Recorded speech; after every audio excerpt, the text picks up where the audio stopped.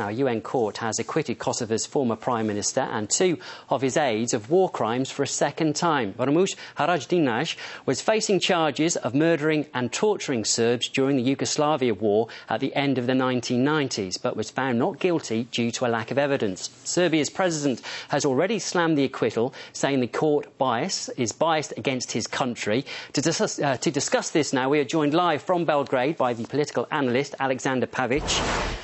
Aleksandar, thank you for joining us. Firstly, though, Kosovo is celebrating the verdict, quite predictably, but how has the news been greeted by the Serbian people? Well, for one thing, the Serbian people, both in Kosovo and the rest of Serbia, are, of course, totally displeased. They're revolted at this. I think pretty much The Hague is laughing in Serbia's face with this acquittal, coming on the heels of the acquittal of the 2 Croatian generals who led the operation that cleansed 250,000 people from Krajina region of Croatia. This just says that it's pretty much open season on Serbs in the Balkans, and whoever commits crimes against them can go totally unpunished. If we look at the list of names of people convicted by the UN court for crimes during the war, we see no high-ranking Kosovo Albanians, only Serbian generals. Why do you think that is? Because the Hague Tribunal was set up in 1993 when it was a unipolar world. I mean, the United States was the only country that really mattered at the time.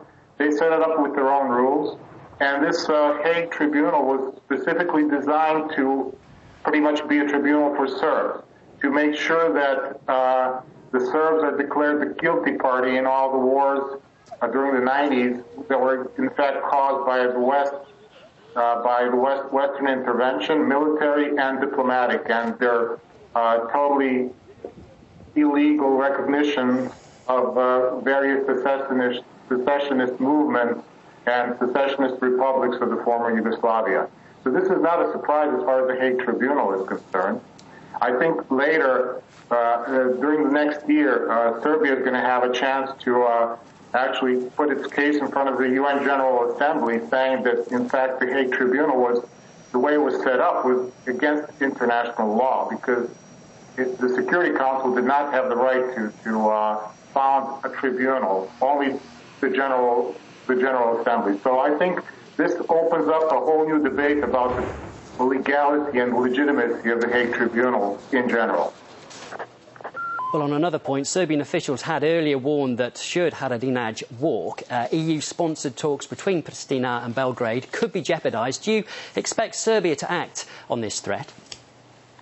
Well, one thing is the reaction of the current government, which is pretty much handpicked by the EU and the US. They probably are just doing what they're told. They're trying to put a good face on all this, but public opinion is another thing.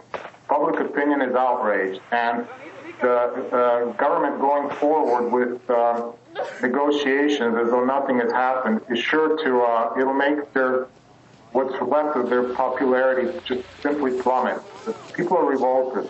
And all the opinion polls show that most people are against joining the EU if the price is Kosovo.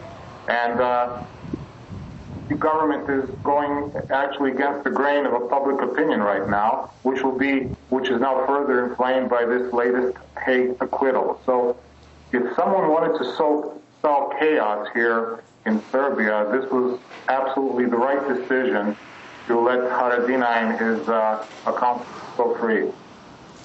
Well, as you say, there is a lot of strong feeling there, but what in other ways do you expect this acquittal to affect the situation in Kosovo and the Republic's relations with Serbia? After all, many in Kosovo see the former Prime Minister as a unifying force, don't they, and talk of his return to politics? Oh, yes. He's already declared that he's coming back into politics. He expects to take over as Prime Minister, while the current Prime Minister, Taci, who is actually accused of organ trafficking, is supposed to move on to the presidency. What this does is actually, they did no favors to the Kosovo Albanians with this. They've actually hung the majority population in Kosovo, the Albanian population, with people who are extremists, who are in the past labeled as terrorists, who have been accused of horrible crimes with eyewitnesses who actually been killed. Half the witnesses against Haradinaj have disappeared or have been killed. So actually this does no favors for either the Albanians in Kosovo or Serbia, or Serbs in Kosovo or the rest of Serbia. This just makes the hardliners even stronger. OK, Aleksandar, thank you very much for your thoughts on the latest there. That's Aleksandar Pavic live from Belgrade.